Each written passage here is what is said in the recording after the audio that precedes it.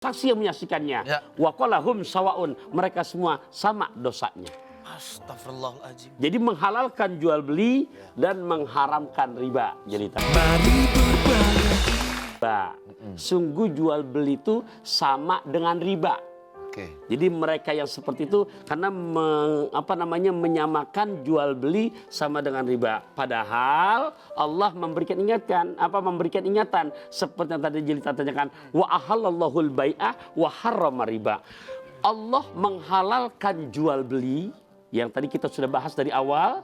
Jadi suatu perbuatan yang sangat luar biasa, ibadah sunnah Nabi, wa harrama riba, sementara mengharamkan riba. Nah makanya dalam hadis yang lain Jelita, Nabi sampai menyebutkan an Jabir bin Abdullah radhiyallahu an, la'ana Rasulullah sallam, Nabi melaknat akilar riba, pemakan riba, wa mukilahu, atau yang dimana sama-sama yang bertransaksi ini. Kemudian wakatibahu atau sekretarisnya. Gitu. Dan turun-turunannya yang lain. Yang kedua lagi, yang keempat, wasahidai atau dua orang atau saksi yang menyaksikannya. Ya. Wa qalahum sawaun, mereka semua sama dosanya. Astagfirullahaladzim. Jadi menghalalkan jual beli dan mengharamkan riba, Jelita. Begitu maksud dari surah Al-Baqarah ayat 275. Oh begitu Ustaz. Tapi bagaimana Ustaz jual beli emas sesuai syariat Islam? Kan sekarang tuh banyak tuh orang mau belinya tuh secara online gitu. Boleh nggak sih Ustaz? Ya, kalau emas itu harus betul-betul jelas. Makanya tadi bisa katakan antara diminkum saling meridoi karena memang jelas barangnya. Ada gitu. Ya. Kalau misalkan nggak ada. Ya, kalau online ini kan khawatir. Nah itu. Ya, ternyata unsur penipuan. Iya. Atau mungkin emasnya sama emas, tapi yang diinginkan memang menginginnya 24 karat. Ternyata yang dijual emas muda. Ini kan bicara perhiasan. Iya, kenapa jadi arah ke sana sih? Kaget Ustaz. Iya siap. Iya. Kaget Ustaz. Bisa gitu ya Ustaz? Iya. Pak Ustadz, Jelita. Ya. kita sebagai pedagang boleh nggak sih naikin harga setinggi-tingginya? Biar dapat untung itu Ya. dalam Islam gimana Pak Ustadz? Dalam Al-Quran sampai Allah menyinggung wailul lil mutaffifin alladzina idaktalu, ya, celaka buat orang yang dimana berniaga, yang kalau dia membeli buat dirinya dia kurang-kurangin, tapi dijual buat orang lain selalu ditambah-tambahin. Astagfirullah saya tuh. Hah? Lu? Tadi kan. Iya, astagfirullah. Maaf ya Pras. Nah, jadi tetap untuk batas yang normal, ya, di mana memang pasarannya harga 20.000. Lain lagi seperti yang tadi dicontohkan pertanyaan Mas Pras.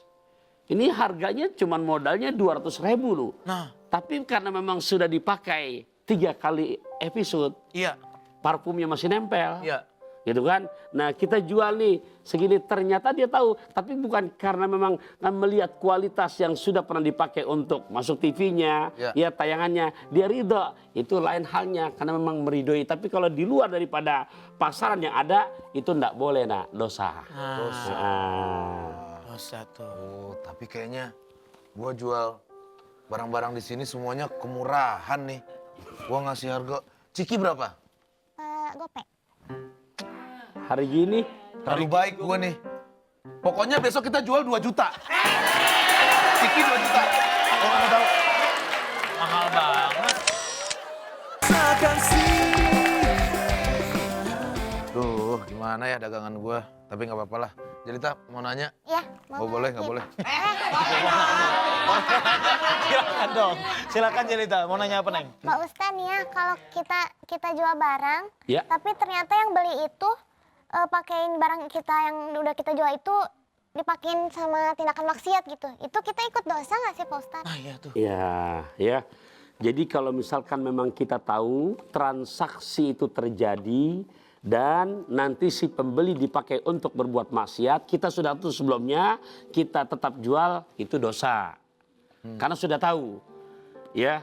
Nah, kalau misalkan memang kita tidak tahu, ini si pembelinya kita tidak kenal, Dia datang ke warung Mas Pras, lantas jelita jual, ternyata begitu dibeli sama mereka, ya ternyata dipakai untuk hal-hal yang negatif. Dan itu kita tidak tahu, itu tidak ada kaitan dosa sama kita. Oh gitu Pak Ustadz ya? Iya. Sebelum jadi pedagang Pak Ustadz, hal apa yang kita harus pahamin agar jual kita itu berkah gitu Pak Ustadz? Ya. Keren. Jadi pertama harus tahu yang kita kerjakan ini perbuatan yang sangat mulia di hadapan Allah. Luar biasa. Yang kedua seperti ikhtiar mas-mas begini, buka warung kelontong, Iya, Bu. juga baju, itu sunnah yang mengikuti perbuatan Nabi. Nah yang ketiga, karena tadi di saat kita jujur, yang betul-betul amanah, maka yakinkan keuntungannya itu yang diterima oleh kita, bahkan keluarga kita, ini yang nanti berdampak untuk nilai keberkahan, rumah tangga jadi sakinah, putra-putrinya juga soleh-soleha. Amin. Inilah yang betul-betul keistimewaannya, jadi mendapatkan surga sebelum surga. Wah, keren banget. Iya. Jadi betul-betul tuh, ya Allah, dari Pondok Indah ke Empang 3. Terasa indah berumah tangga, karena betul-betul. Jadi antara suami istri, putra-putri, semuanya pada akur. Luar biasa.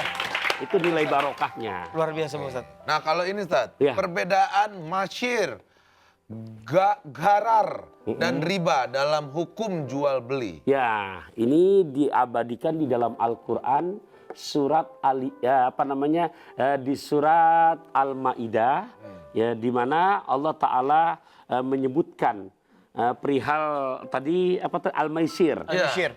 kemudian juga goror Ya. dan riba. Ini semua hal-hal yang sifatnya dilarang oleh agama.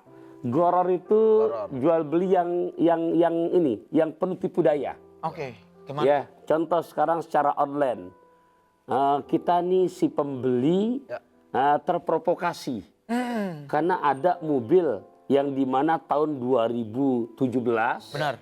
saya nggak perlu sebutkan namanya karena royalti. Iya. Betul. Betul. Itu tetap es kemong pakai roti. Cakep. Namanya lagi syuting ngomong.